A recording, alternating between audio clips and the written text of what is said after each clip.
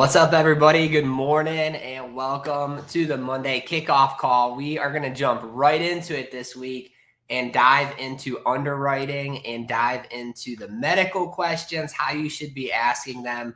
What are some things you need to be on the lookout for as an agent so you don't get all the way through that application and find out that your client gets declined. But before we do that, I want to give you guys a huge shout out for last week. So many of you continue to do big things, continue to set the pace, and the year is anybody's. I know some of our Patriots fans are waking up this morning super upset after yesterday, but that just goes to show you sometimes teams that you never thought would win would come through and win, like the Seattle Seahawks. And guys, that might be you in your career right now running to the Super Bowl. Maybe you never thought that you could take home Agent of the Year or Rookie of the Year, or be a top builder, top agency owner, hit the $1 million team club this year.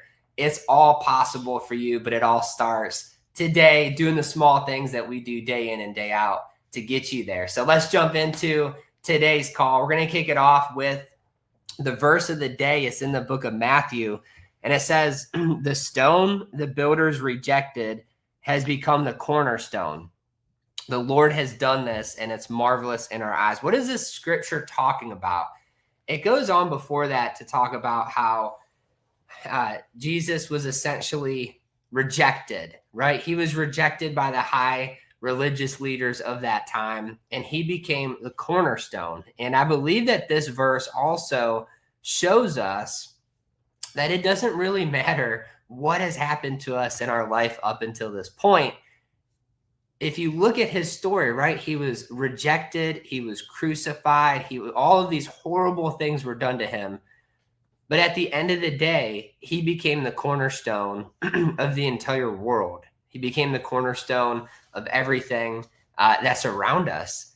But when he was living, he went through significant trials. And guys, that's just like for you, right? Now we might be on a much lower scale, right, than him, but I believe that his story is a reflection of what our story could be. Maybe you've struggled up until this point in your life. Maybe you've your past, right, financially, all these different things. It's time for you, even if you felt rejected in the past, you can now move forward in the future because we can follow his path that he laid out for us, being the cornerstone, being our rock, being the one that we can base all of our life's foundations on. So think about that verse as you go into this week. Guys, I know you see the trip up here, St. Lucia. We're 1 month down. We're working on the production numbers to get them sent out to you guys here shortly. But we got 11 months to go to hit the St. Lucia trip. This might be the most exciting trip that I think we've ran. All right, now I know a lot of us are getting ready to go to Scotland, and that's going to be phenomenal, but I'm not going to lie. Seeing this scenery in St. Lucia is something to be excited about. I think we went all out in getting this one set up. So, guys, if you're running for this trip, all right, go ahead and get ready. Track your AP every single week. I think it came down to like $2,800 of net issued AP every week is going to hit you this trip. So it is so obtainable, and our goal is to get all of you there. But let's jump into underwriting, guys. I'm not going to keep you long on today's call, but we got to talk about underwriting, how to ask the questions, what is clean sheeting, all of these things that we run into as agents. But check it out, guys. This part in your presentation is so important, whether you're doing this on the phone or you're doing it in person in field sales. Going through these questions thoroughly is what's going to get you to a level of success that you want to be at. Because ultimately, none of us want to go through an entire application and find out that the client gets declined, or worse, none of us want to go through a process, right, where we get our client approved, and then, God forbid, something happens in the first 2 years, and that carrier denies the death claim, which leads me to my first point. What is the contestability period, especially for you new agents out there? Check it out. Every single life insurance policy, whether it's day one coverage, right, is going to have a 2-year contestable window. What does that mean for you as an agent? How do you explain that to your client? This means that if your client passes away for any reason, an accident, doesn't matter the reason, the carrier is allowed to take this application that they filled out and compare it to their doctor records. And if they notice anything is mixed up in there, right? They said no to a question that should have been checked yes. They are legally allowed to deny that benefit from getting paid out. They will refund the premiums that your client has paid into it, but they do not have to pay out that death claim. And guys, check it out. Think about it from a life insurance carrier's point of view.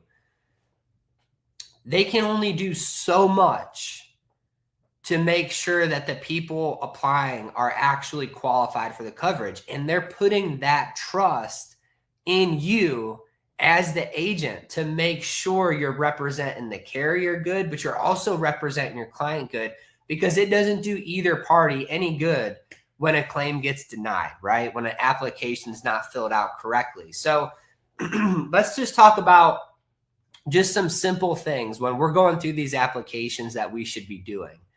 First is reading the verbiage verbatim. All right. Now, I know these medical questions can be long.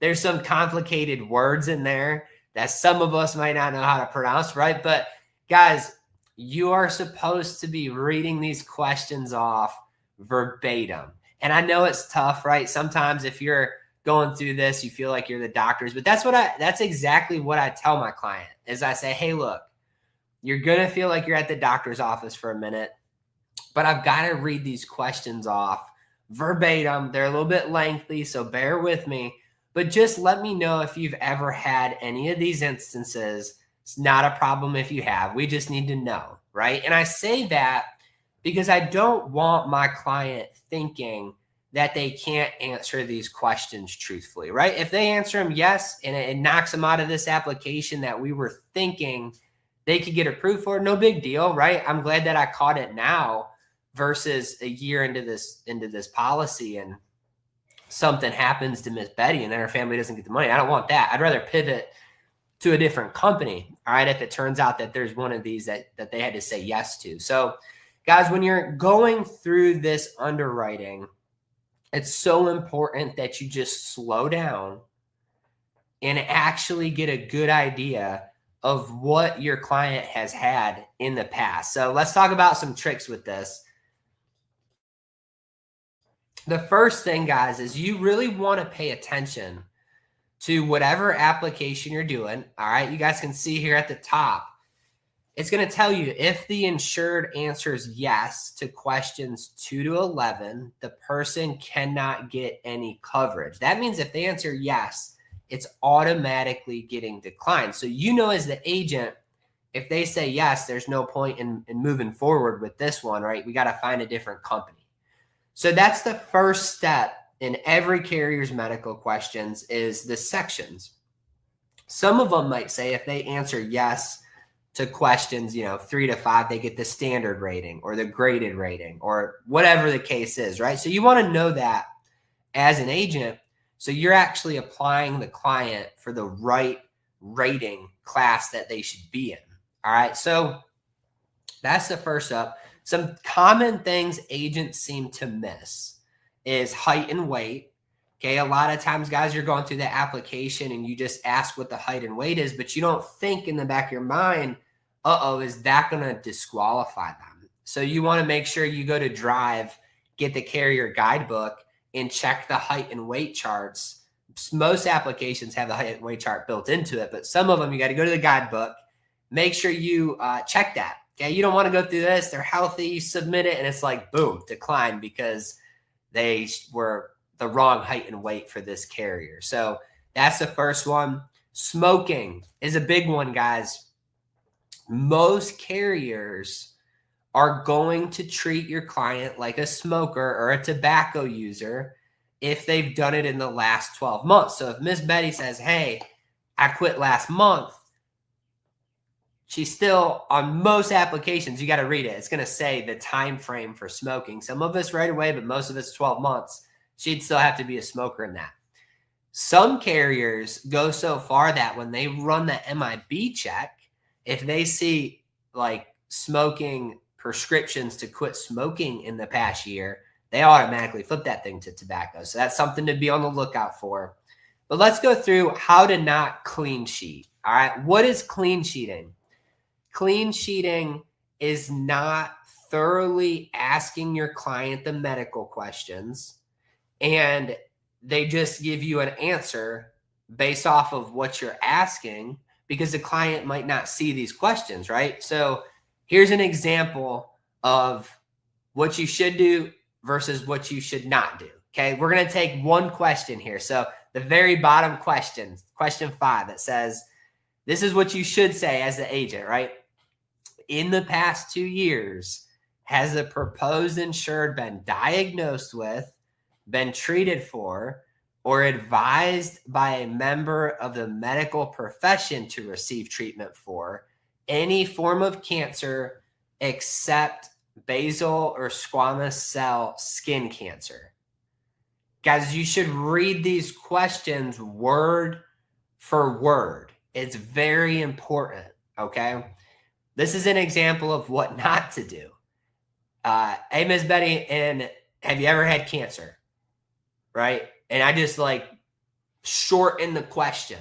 We should not do that, right? Because there's more parts to that question. It's not just, hey, Miss Betty, have you ever had cancer?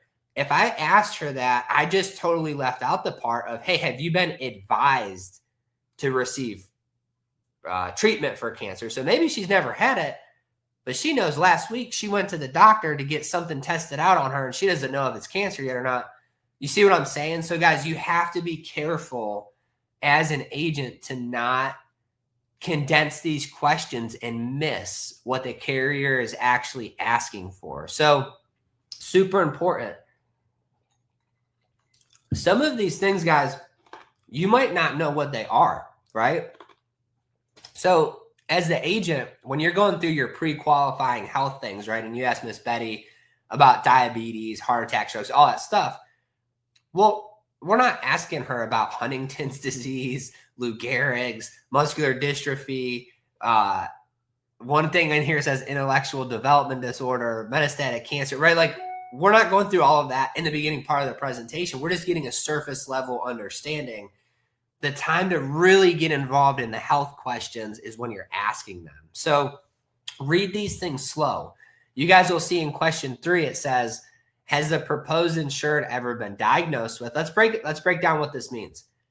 Diagnosed with. That means that a medical professional has clearly stated and put it in their record that they have this condition. Received treatment for. Okay, guys, this is such a gray area. But check it out. Say I've never been diagnosed with migraines, but I went to the doctor last week and I told them that I had a headache, and they gave me a prescription that is specifically for migraines. I have gotten treated for migraines. I might not have been diagnosed with them yet. So like, you can see how that can be kind of interchanged. Let's say your client, guys, we run into this all the time now. They're a pre-diabetic. So you might see like, okay, Miss Betty doesn't have diabetes. She's never been diagnosed with diabetes, but she's taken metformin for pre-diabetes. She's being treated for diabetes, right? So this is a gray area question that a lot of clients have been treated for things in the past, but maybe they are not actually diagnosed with them. They still fall into this category, right? All right. And then the last one is been advised by a member of the medical profession. Who is that? Doctor, nurse practitioner, PA, right? Somebody that has the qualification to do this, right? To seek treatment for. Guys, this thing is tough, because what does this mean? I'll give you a good example. Maybe Mr. Jack, ex-client, right, goes to the doctor, and the doctor says, man, you should really be treated for diabetes, like based off your A1C level, like we need to go get you looked at. And Mr. Jack's just a tough old man, right? And he walks out there and he's like, I'm not going back to the doctor. He just fell into this question. He was advised to seek treatment for one of those conditions. So guys, you really want to explain that for your client, because if you don't, what's going to end up happening, and this is why most carriers, most policies during those first 2 years, if something happens, they deny the death claim, because when they dig through someone's medical record, they see this whole picture that you did not see when you were writing the application. So it's our job to try to get that whole picture so that if something happens, that policy is getting paid out. One common misconception, guys, and this was one I had for a long time, was if your client passes away in the first 2 years for a condition that is not even relevant to one of these medical questions, that carrier can still decline it. All right, here's an example. Client passes away from an accidental cause. They get in a car crash. The carrier pulls their medical record and it says they're a non-tobacco user, or their medical record says they're a smoker, but the application says they're not a smoker. They died from a car accident, has nothing to do with smoking. They can still deny that death claim, all right, based off of these questions. So that's why it's so important to put people in the right spot. That's why it's so important, guys, when you run across other agents' policies and you've noticed, like, hey, they just took this thing out last month and these questions are wrong. And maybe it's day one coverage. Guys, day one coverage doesn't matter if the medical questions are wrong. They might as well be in a guaranteed issue plan, right?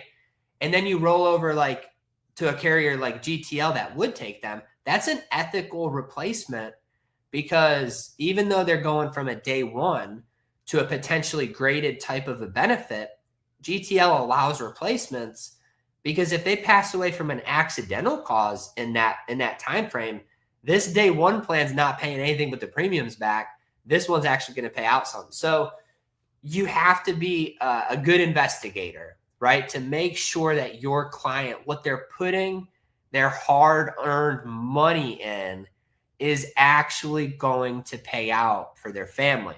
All right. And if it's not, guys, why are they paying it, right? Here's some more medical questions, right? And these are the most important things for you guys to pay attention to when you're going through this. Notice how each one of these questions has a time frame. So question 6 says, has the proposed insured ever been diagnosed, treated for, right, blah, blah, blah, for whatever these are. Diabetes before age 45, diabetes with any complication, whatever. So, guys, this is ever. It doesn't matter if they no longer have this. If they've ever had it, okay, then they're in trouble. So in this question right here, right, has the proposed insured ever been diagnosed or treated for, right? You get the point. Look at section B. Diabetes at any age with complications. This isn't saying if they've ever had diabetes, they're going to get declined. It says diabetes at any age with, keyword with. All right, retinopathy, diabetic complications. You guys know what they are, right? Or stroke, hepatitis C. This is one that always gets people, because a lot of times people don't even think to tell you that they've had hepatitis in the past. So ever. If Miss Betty had it in the 90s and it's 2025, if she's ever had that, she's got to say no to that. She's got to say yes to that question, right? So she's going to get declined. Next question down, in the past 4 years. Guys, what does this mean? It means if Miss Betty had this at 5 years, it doesn't matter. I don't care. So 4 years and up. Look at your watch. Look at the date. Go back 4 years. I don't care if it's 4 years, 1 day, whatever, right? 5 years. It doesn't matter after this point. So if Miss Betty had cancer and it was 10 years ago, that's totally irrelevant to this question. They're only asking in the past 4 years. Okay, have they had this?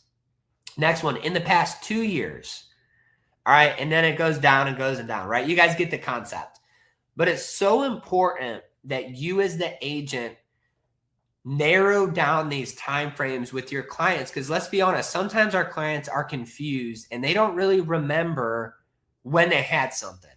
You guys have all ran into it, right? Mr. Jack had a heart attack and he thinks it was 2021, but maybe it was 2022. He don't really remember the month that it was in. It's your job as the agent, call that dude's doctor and say, hey, I'm with Mr. Jack. We're trying to get him approved for life insurance. He don't remember when his heart attack was. He's here to ask you, tell him what date it was. They'll tell him. You want to know for sure. All right. So important, guys. Clean sheeting is one of the things that puts your client in the worst possible spot. It puts your carrier in the worst possible spot. Because believe it or not, guys, the carrier doesn't want to have to tell their beneficiary that the plan's not getting paid out because the questions were not correct. All right. These carriers make a lot of money. It's not going to hurt them to pay out a death benefit. And when you talk to some of these claims professionals, a lot of them really do sympathize in this situation, but they have a job to do. Their job's to protect those financial resources so they can pay out the claims that actually should have been paid out to the clients that answered the questions right. All right. So we're the middle person in this engagement between the carrier and the customer. And guys, a lot of it falls on our shoulders. And I don't know about you, but if you've ever had a death claim get denied, it's a horrible feeling. One of the first claims I ever had to go through, one of the first ones, right, back years ago, was I wrote this lady a policy and she was at her sister's house. Okay. When I wrote it I wrote her sister's family. I wrote her because she was there visiting. I wrote everybody. And I went through the medical questions like verbatim. I was brand new. So I was following the lines, right? And she legitimately told me no to oxygen use. In her defense, she wasn't using it anymore, but she had been advised to use it. She just wasn't doing it. So she told me no, never explained that she had a tank at home to me, never told me.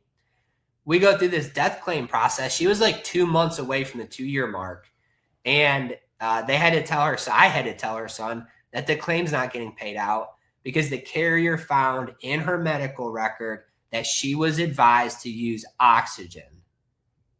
She never used it, but she was advised to, and it got declined. So guys, when you go through that process, it really makes you want to dive deeper into these questions and make sure that your client is telling you the truth.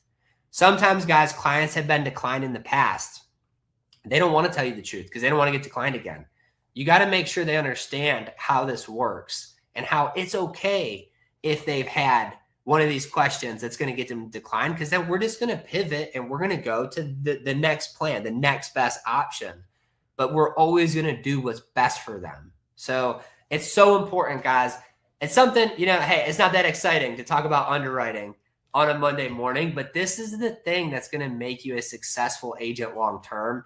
It's the thing that's going to be able to allow you to give your client's beneficiary good news on the worst day of their life when they lost their loved one. And it's our job. So don't go so quick, right, through these medical questions. Take them thoroughly. You're going to be doing your job good. You're going to make the carrier happy. You're going to make your client happy. And you're going to have lifelong clients forever by being able to do the right thing for them. So appreciate you guys for jumping on here. That's all I got for you. Let's go crush this week, and we will be back here on Wednesday.